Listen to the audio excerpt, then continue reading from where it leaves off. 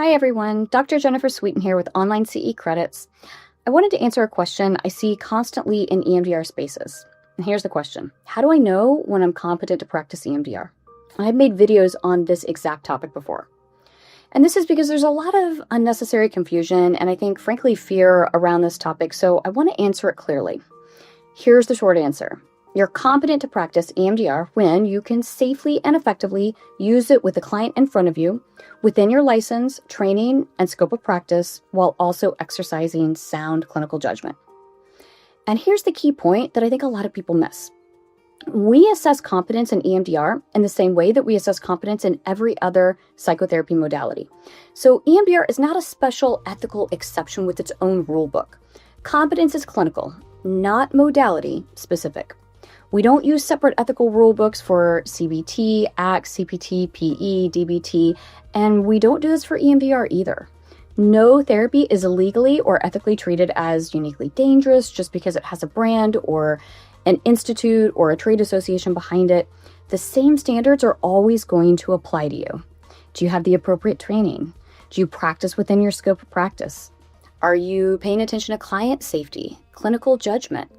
So how do you assess your own competence? Ask yourself these questions. First of all, do I understand EMDR beyond memorizing the phases? So competence means understanding why the phases exist, how they function, and what to do when processing doesn't really go neatly, as it oftentimes will not.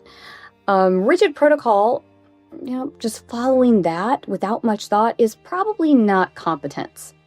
So that's one question. Another question to ask yourself is, can I recognize when EMDR is not appropriate or maybe isn't appropriate yet? So competent clinicians can slow it down, stabilize, even move to a different modality. Sometimes that's the most responsible thing to do.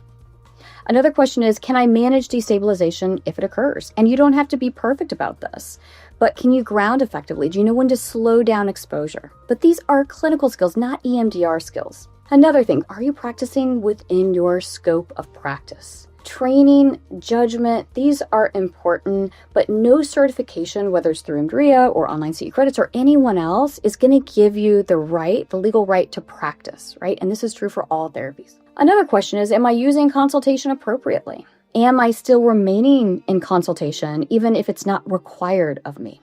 So competent clinicians tend to be in consultation, maybe not every single week, but pretty much throughout their career.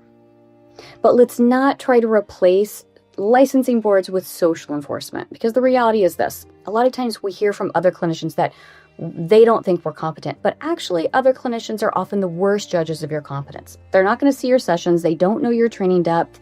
They don't know your consultation structure, your outcomes. Competence is going to be assessed by your licensing boards, okay, the ethical standards in place, and your actual clinical practice. But this is not going to be determined by Facebook groups, other clinicians, or really what comes down to professional turf wars. So let me say this plainly. You are competent to practice EMDR when you have substantive training. And by the way, that means something different for different clinicians because we don't all arrive at EMDR from the same background and same place. But you have training. You understand the model. You can make real-time clinical decisions. You know how to protect client safety. And you stay within your scope of practice and you seek support when you need to seek support.